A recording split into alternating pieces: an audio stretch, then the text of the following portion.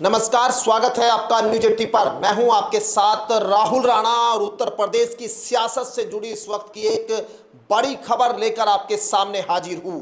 दिल्ली में उत्तर प्रदेश के सीएम योगी आदित्यनाथ समेत बीजेपी के 7 टॉप 7 अब बैठक में मौजूद है। उत्तर प्रदेश की इस वक्त की बड़ी खबर आपको बता रहा हूं। टॉप 7 उत्तर प्रदेश के बीजेपी के नेता, आरएसएस के नेता यहां दिल्ली में मौजूद है। और क्यों मौजूद है? उत्तर प्रदेश की सियासी हलचल जिस तरह से कई दिनों से लगातार देखी जा रही है, सीएम योगी आदित्यनाथ की कुर्सी पर बड़ा यहां संकट मंडराता हुआ दिखाई दे रहा है। क्योंकि उत्तर प्रदेश में जितनी बैठकें मंडल स्तर को लेकर समीक्षा बैठकें सीएम योगी आदित्यनाथ ने की है, उसमें से अधिकतर बैठक में लंबे समय से केशव प्रसाद मौर्य ने किनारा कर लिया था। और वजह साफ थी कि उत्तर प्रदेश में यहां जो वर्चस्व की लड़ाई है वो अब उभरकर भारतीय जनता पार्टी के जो है वो सामने आ रही है। और ये लोकसभा चुनाव में हार के बाद हुआ है। और जो बड़ी खबर है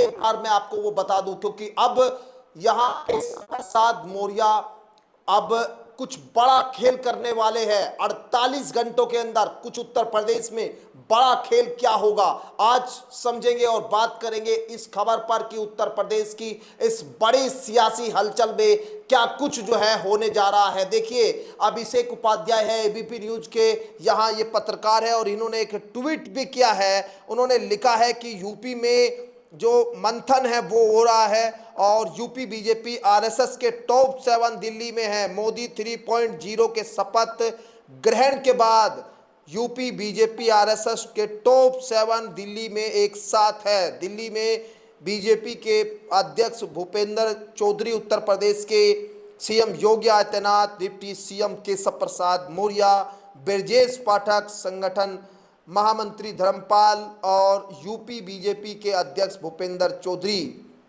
इसके साथ ही आरएसएस के पूर्वी यूपी के क्षेत्र प्रचारक अनिल और पश्चिम यूपी क्षेत्र के प्रचारक महेंद्र दिल्ली में है। देखिए, पश्चिम उत्तर प्रदेश के भी और उत्तर प्रदेश के टॉप 7 आपको जो बता रहे हैं हम यहाँ केंद्रीय नेतृत्व के साथ यूपी को लेकर यहाँ जरूरी चर्चा, और वो जरूरी चर्चा जो पिछले कई दिनों से उत्तर प्रदेश की सीएम योगी आदित्यनाथ की कुर्सी को लेकर हो रही है, वो चर्चा जो है अब यहाँ इस बड़ी बैठक में हो रही है। और इस बैठक में उत्तर प्रदेश के मुख्यमंत्री क्या बदले जाएंगे, क्या उत्तर प्रदेश के मुख्यमंत्री योगी आदित्यनाथ व केशव प्रसाद मौर्य के बीच छिड़ी इस जंग का क्या अंत होगा, ये अपने आप में बड़ा सवाल है। लेकिन आप समझिए, क्योंकि यहाँ मानसून ऑफर जहां अखिलेश यादव ने दिया, फिर कहा कि मानसून ऑफर अब विंटर तक चलेगा, तो उत्तर प्रदेश में आखिर अखिलेश यादव को क्या आहट हो गया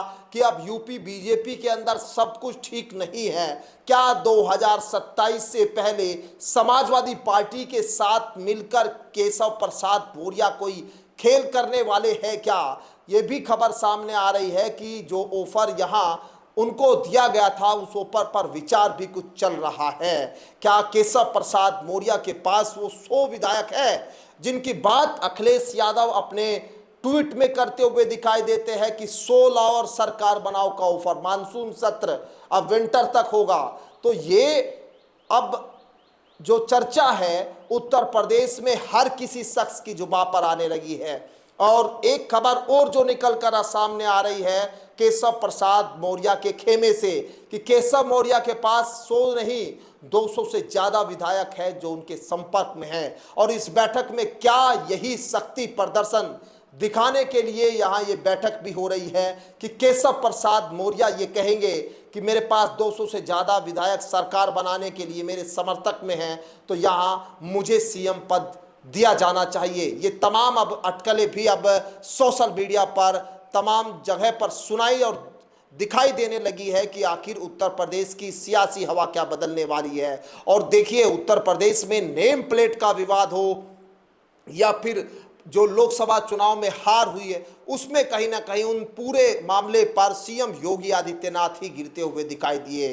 जो सीएम योगी आदित्यनाथ एक हिंदू छवि उनकी थी, फायर ब्रांड नेता के तौर पर उनको कहा जाता रहा, अब वही भारतीय जनता पार्टी में आखिर क्यों गिरते हुए नजर आ रहे हैं।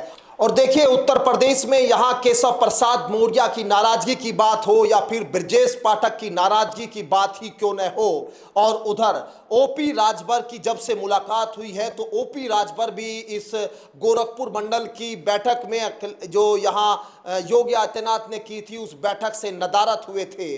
और दूसरी तरफ ये बड़ी एक अपडेट ये भी आई थी कि यहां जो योगी आदित्यनाथ की बैठक है उसमें दो बड़े नेता नहीं, यानी यहां पर ब्रजेश पाठक और यहां केशव प्रसाद मौर्य नदारद नहीं थे, उनके साथ तीन और बड़े नेता यहां पर नदारद थे, जिसमें संजय निषाद थे और यहां पर जो अनुप्रिया पटेल है वो भी इस बैठक से दूरी बनाए हुए थी। और इधर यहां पर जो आप देखिए साफ तौर पर कि केशव प्रसाद मौर्य के साथ ओपी राजभर, संजय निषाद, अनुप्रिया पटेल और यहां अब खुद दोनों डिप्टी सीएम वो जब नदारद, यानी 5 लोग इस बैठक में नदारद, तो इसके बड़े सियासी संकेत जाने लाजमी है कि उत्तर प्रदेश में सब ठीक नहीं है। आखिर क्या अब यहां जो सीएम की कुर्सी को खतरा बताया जा रहा है, क्या यहां केशव प्रसाद मौर्य कुछ बड़ा खेल अखिलेश यादव के साथ मिलकर कर सकते हैं क्या, या फिर केंद्रीय नेतृत्व पर एक दबाव की राजनीति शुरू होगी? क्योंकि 25-25-25 का जो फॉर्मूला केंद्रीय नेतृत्व ने यहां तीनों सीएम और डिप्टी सीएम को दिया था, वो फॉर्मूला कहीं ना कहीं फेल हुआ, तो उसकी नाराजगी यहां दोनों डिप्टी सीएम के बीच दिखाई दी। क्योंकि सभी मंडलों की जो बैठक हो रही थी वो यहां खुद योगी आदित्यनाथ ले रहे थे। तो अब सीधे तौर पर यहां एक बड़ा संकेत, सियासी संदेश जो है वो देने की कोशिश इस बैठक के जरिए हो रही है।